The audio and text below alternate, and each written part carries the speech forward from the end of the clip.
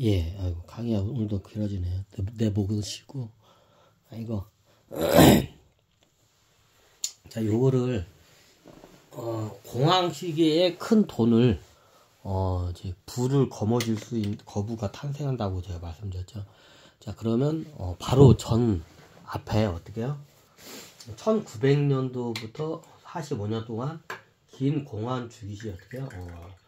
엄청난 거부가 탄생을 해요. 근데 이걸 다 몰라. 왜? 얘네들은 쉬쉬해. 내가 거부라는 거를 그 누구에도 알리지 말라. 이게 가문의, 이게 기본적인, 가문에서 이게 내려오는 기본적인 저거예요. 그냥 그 부가 알려지면 다 뺏기기 때문에. 이유는 간단해.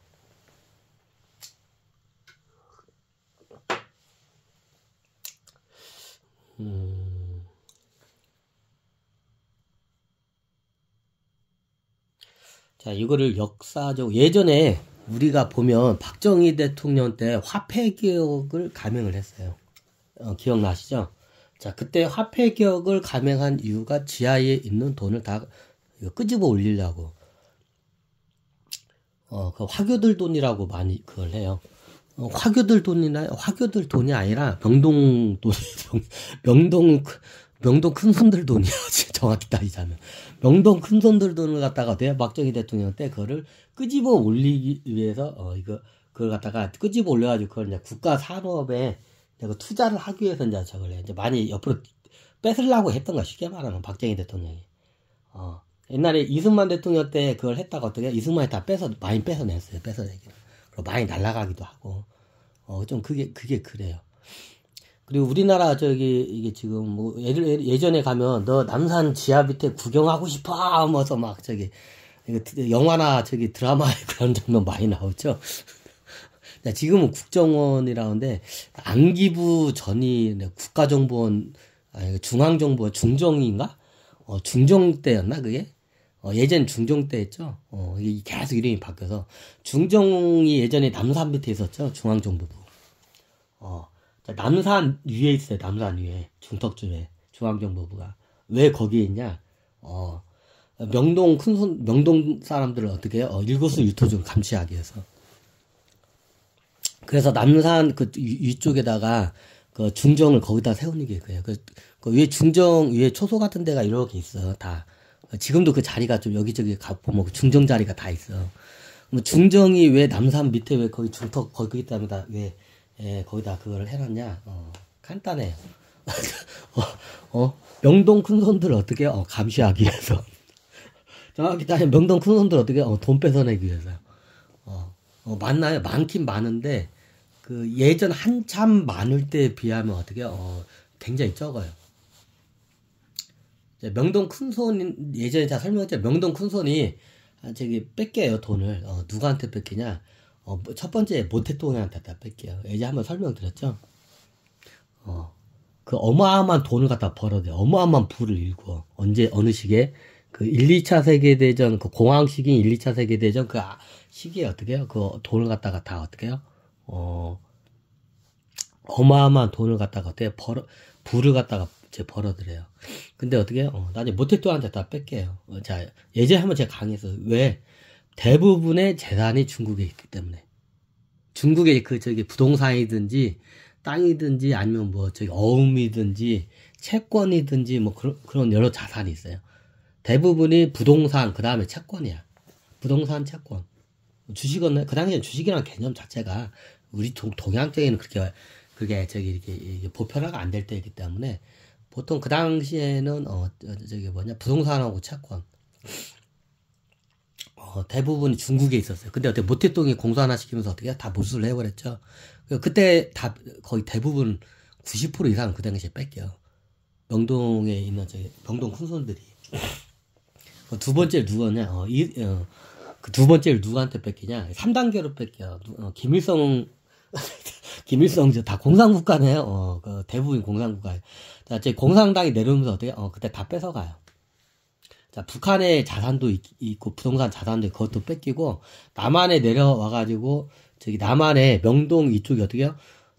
그 지하 저택 같은 데 보면 지하에 금괴 같은 걸 막 쌓아놓고 그랬어요. 금땡이 같은 거 아니면 일본 돈 같은 거 그 당시에 일본 돈을 많이 싸고 있어요. 일본에서 교역을 많이 했기 때문에 물건 같은 거를 막 밀수해서 많이 가져온 때이기 때문에 물건을 그 당시에 일본 돈하고 어떻게 해요? 저기 제일 많은 게 일본 돈하고 금땡이, 금괴를 갖다가 지하 이런 좀 벙커 금고가 하나씩 있었어요. 예전에 큰 저기 명동 저기에는 어떻게 그게 다 털렸어요. 6.25 때 이제 김일성이 그걸 양반이 싹 하고 내려오면서 6.25에 저기 뭐냐 서울에 입성하면 어떻게 돼요? 저기 그 명동 그 저택 밑에 있는 그 금괴하고 돈을 갖다가 어떻게 해요? 싹 수거를 해가요. 근데 그때 수거 안 해간 게 있어요. 어떻게 해요?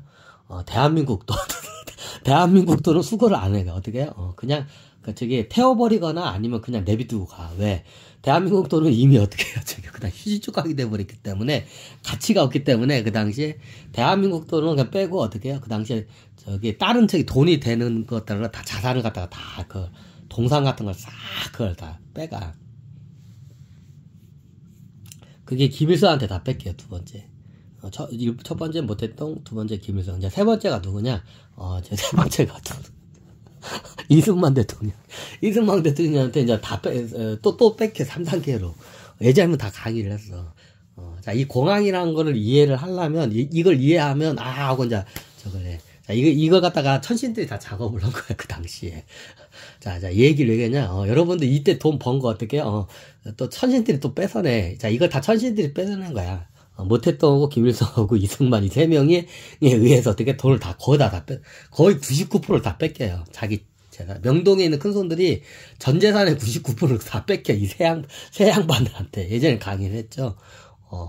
자, 이승만은 뭘로 뺏겼냐? 화폐 개혁을 하고 어떻게 해요? 아마 강제 몰수한 것도 있을 거야, 아마. 이런 채권 같은 것도 이제 저거 못 받게 하고 뭐 하면서 채권도 휴지 조각돼서 그것도 뺏겨온 거고, 어떻게 해요? 그 당시에 대한민국 돈으로 쌓아놓은 거 어떻게, 그거 다 화폐 개혁해가지고 어떻게 다 뺏겨요, 그거. 3단계로 뺏겨요, 3단계로. 그래가지고. 이렇게 해서 뺏겨요. 자, 그때 그러면 돈을 어마어마하게 많이, 언제 벌었냐? 요때 벌었는 거. 전쟁을, 대부분 공황 주기 때 이 전쟁을 통해서 어마어마한 부를 벌려요. 자, 어떻게 벌었느냐? 아까하고 똑같아요. 자, 고려시대 때 전쟁을 통해서 호족들이 어떻게 돈을 부를 갖다가 늘리는 방법하고 똑같아요. 그러면 조선에 있는 땅을 갖다가 이미 조선에 있는 땅들은 많이 넘어왔기 때문에 대부분 양반가들 땅이었지 예전에 그지. 양반가들 땅이었지. 양반가들 이미 땅이었기 때문에 자, 그 당시에 명동 사람들이 명동에 있던 양반들이 어떻게 하냐면 자 국가 정보를 통해서 어마어마한 부를 내요. 전쟁이라는 정보를 통해서. 그리고 전쟁이라는 그 정보와 전쟁의 양상을 갖다가 어떻게 바꿔내요. 로비를 해가지고. 그 당시에는 뭐 조선이라는 나라도 없고 대한민국 나라도 없었죠. 일제 시기가 1909년부터 1945년도까지 어떻게 일제치하에 있었죠. 자, 그 당시에 그때 동안에 어떻게 되냐면, 자, 조금만 있으면, 합방되고 조금 있다가 1차 세계대전이 열려요. 1차 세계대전이 열릴 때는 그렇게 많이 벌질 않아요. 벌지 못했어요, 이 양반들이. 벌긴 벌었는데, 조금밖에 못 벌었어. 2차 세계대전에 벌었어. 그래서 1차 세계대전은 그냥 제가 패스를 할게요. 그렇게 많이 벌지 못했기 때문에. 자, 2차 세계대전 때 명동 큰손들이 어마어마한 큰 돈을 벌어요. 큰 재산을 이루고요. 자, 어떻게 되냐? 똑같아요. 전쟁으로 해서 벌어요. 자, 그게 예전에 고려라는 땅에서 이제 행했던 게 어떻게 해요? 중국으로 넘어가요. 일본은 안 가요? 일본에서 그렇게 했다가 어떻게 잘못하면 뒤지니까 못해. 자, 일본 식민지인데, 일본 가가지고 그 지랄 했다가, 그거 들켜봐. 일본 천황가하고 일본 군부 세력들이 가만히 있어? 죽지. 일본에서는 안 가고 어떻게? 일본에는 자산이 없어. 해먹을 게 없어, 거기는. 일본이. 그럼 그걸 어디 가서 해먹냐? 중국하고 전 세계를 통해서 다 해먹어요. 자, 일본이 쳐들어간 나라들 있죠? 특히 중국이 거의 80%가 거의 중국에서 대부분 그걸 투자를 해서 해요. 똑같아요. 자, 어떻게, 중국에, 중일 전쟁이라고 중국에 처음에 만주 사태가 일어나죠. 만주 사태가 일어나면 똑같은 전쟁 양상이 일어나면 어떻게 돼요? 만주 쪽에 있는 거기에 있는 자산을 갖다가 돼요. 헐값에 매입을 해요. 그리고 평화가 오면 어떻게 해요? 자산 가격이 급등을 해요. 그럼 그때 팔 수도 있고 그때 어떻게 해요? 그게 되게 땅이면 저기 거기서 농사를 지어서 수익을 내길 수도 있고 그게 만약에 그 자산이 공장인 경우도 있어요. 자, 공장 같은 경우는 어떻게 해요? 공장을 헐값에 전쟁 전에는 이게 들어오면 어떻게 해요? 공장 같은 게 다 이게 폭탄 맞고 하면 불질러지면 어떻게 해요? 다 빵원이 되겠죠. 그러니까 어떻게 돼요? 전쟁이 일어나기 전에 어떻게 돼요? 막 이게 저기 뭐냐, 만주 사태도 있고, 그러면 횡행하잖아. 처음에 만주 사태 같은 거 일어나고, 횡행하잖아.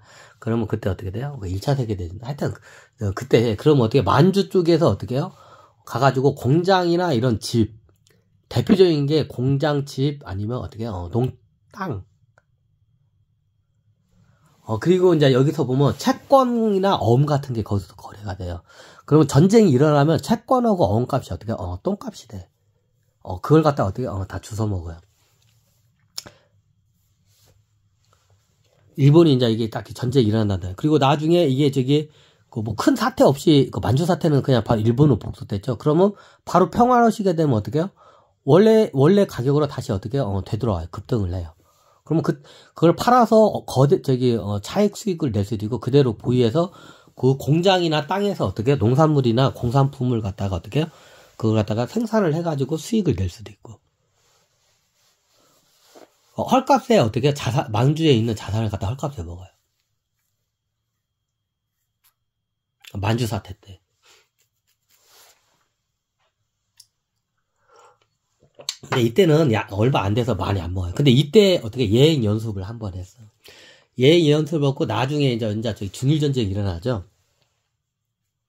2차 세계대전 중일전쟁이 딱 일어나면서 어떻게 돼요? 근데 중국 베이징은 뭐 순식간에 함락하고 뭐 난징까지 다 난도질을 하죠. 자, 하는 과정에서 어떻게 돼요? 그러면 그 지역에서는 거기에도 어떻게 자산이 있을 거예요. 여러 가지 종류의, 중국은 굉장히 정통적으로 많은 자산들이 있어요. 여러 가지 자산. 보통 이게 금땡이나 뭐 보물 같은 거, 동상 같은 건 어떻게 해요? 군인들이 대부분 다 뺏어가죠. 약탈해서 가져가. 일본 군인들이. 뭐 금이나 돈 이런 거, 보석 아니면 뭐 다이아몬드 덩어리나 금땡이 같은 건 어떻게 해요? 딱 일본 군인들이 와가지고 다 약탈을 해가. 그거는 못 건드려요. 그러면 명동 큰 손들은 어디서 돈을 버냐? 더 큰 데서 돈을 벌어요. 자산에서 돈을 벌어요.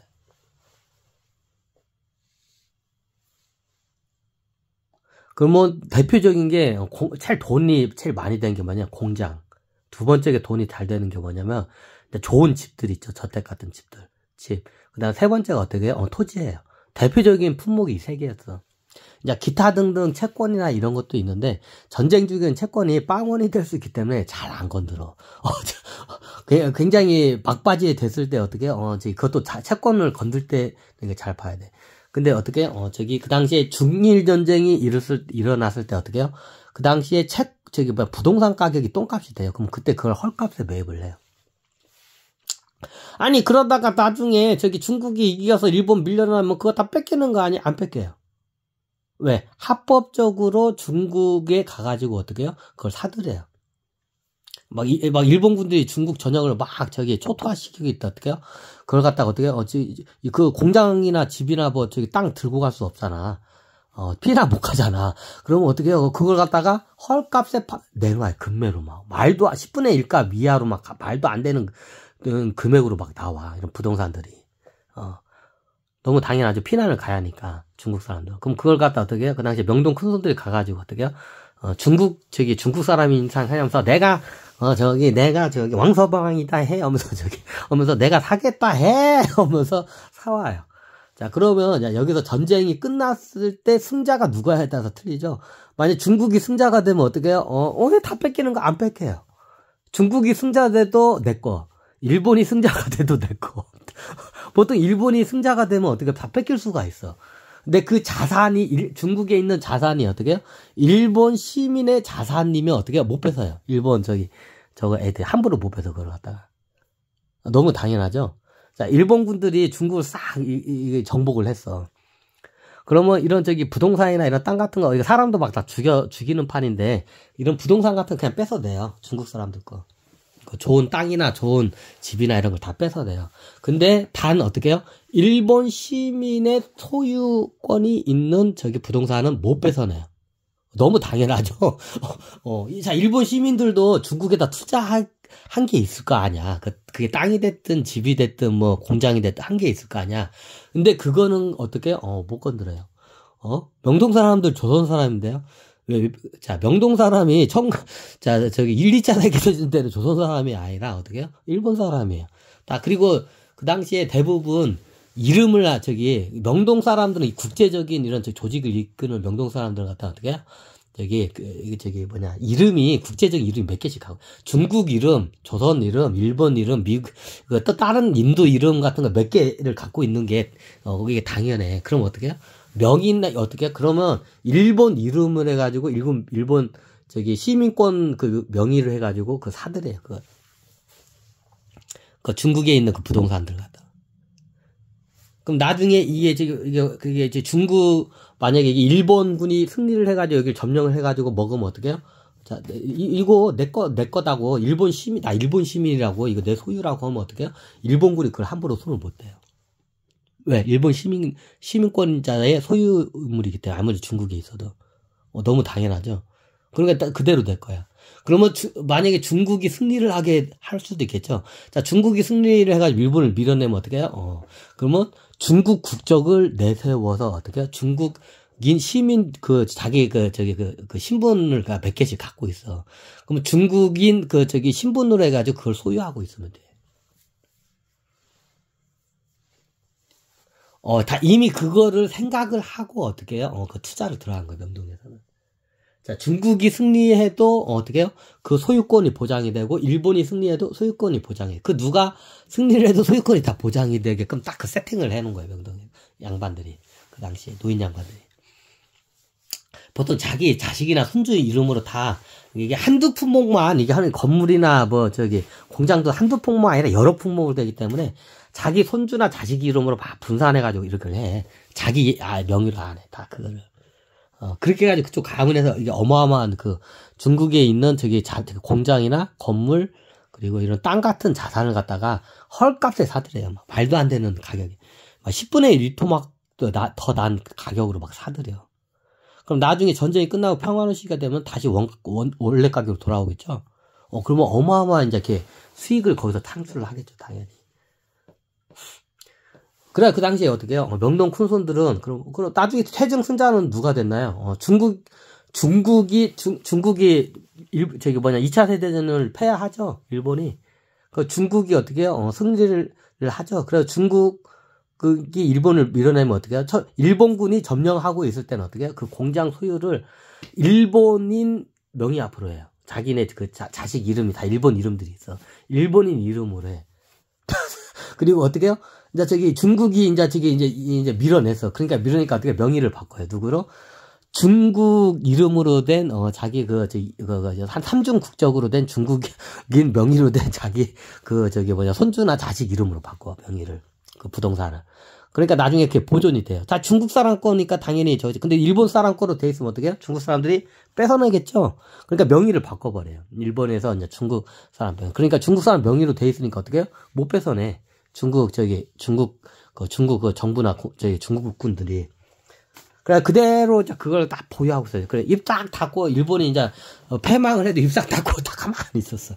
그리고, 그리고 이제 평화로운 시기 되면 이제 가격이 막 30배 오르겠지 하고 딱 했는데 어떻게 됐어요? 자, 역사를 보면 다 아시죠? 자, 모태똥이가 어떻게 해요? 장개석을 밀어내죠, 대만으로. 그러니까 어떻게 해요? 중국에 있는 전역의 모든 자산을 어떻게 해요? 국가로 다 귀속을 해버리죠. 강제 몰수를 해버리죠. 이때 어떻게 해요? 그 재산을 다 뺏겨요. 그때 아마 장개석이 이겨가지고 그걸 공화당인가? 하여튼 공화당 얘네들이 그대로 그걸 유지를 했었으면 그 당시에 명동 큰손들이 어마어마한 부를 갖다가 아마 이뤘을 거예요. 근데 그 당시에 어떻게 해요? 갑자기 생각지도 못했던 게 와가지고 공산화 시키면서 어떻게 해요? 다 그 국가로 귀속을 시킨 거야. 모든 재산을 갖다가. 그러니까 어떻게 다 뺏겼어요. 중국에 있는 돈을. 그 재산을 갖다가. 자, 이런 상태에서 만약에 그 당시에 저기 일본이 이게 밀려나고 어떻게 해요? 나중에 이게 저기 중국이 했을 때 다시 부동산 값이 쭉 올라가니까 그때 돈을 어마어마하게 벌어들였어. 근데 모태똥한테 갑자기 뒤통수 맞아서 다 뺏겼지, 진짜. 그 당시에 저기 모태똥이 공산화 하기 전에 양반들이 어떻게 해요? 중국에 있는 알짜 자산들이 이미 소유자였어요. 자기 보통 손주나 증손주들 명의 앞으로 다 해놨어, 그거를 갖다가. 아니면 친척들이나. 이제 그 중국 국적이나 중국에서 2중, 3중 국적으로 해가지고 그걸 다 해놔, 그 작업을. 만약 그때 저기 공사는 안 됐으면 이 양반들, 안 그래도 지금도 떼부자인데, 그 당시에 왕떼부자가 됐을 거야, 아마.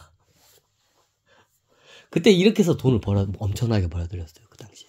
근데 이게 생각지도 못하는 게 다 저기, 모태똥에 다 뺏겨버렸지.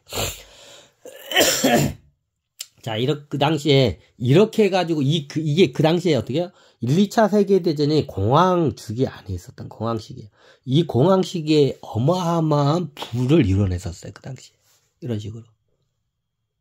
그 당시에 중국뿐만 있었던 게 아니라, 저희 동남아 쪽하고 인도네시아 쪽도 가요. 그 당시 일본군이 다 어떻게 해요? 일본군이 다 들어간 그 나라들은 다 명동 큰손들이 가가지고 어떻게 해요? 자산을 다 그렇게, 헐값에 다 인수를 했어요.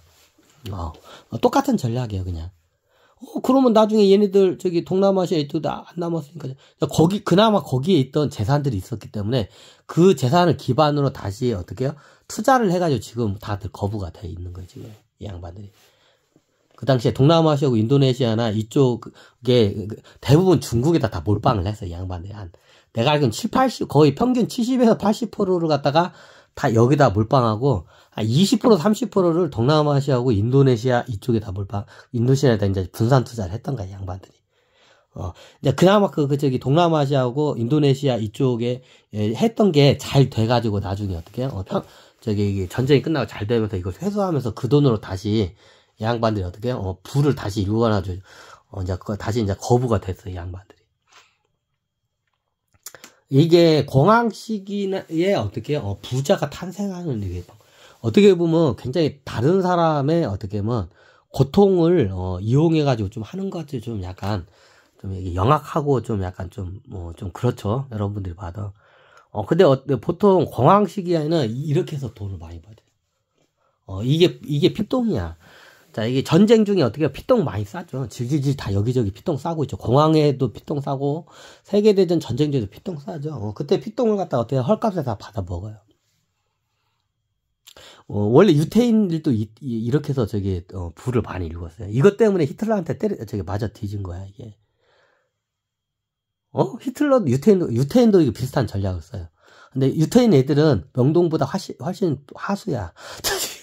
명동 이쪽 사람들이 천재야 진짜로. 근데 유태인 애들이 확실히 하수야. 근데 이게 뭔 차이가 있냐면 명동 사람들하고 유태인 사람들을 내가 이게 약간 비교를 해봐서 이제 로스차일드 가문들하고 있죠. 근데 유태인 사람들은 돈이 되면 어떻게 해요? 거침없이 행해. 이거 한번 끊고 할까요?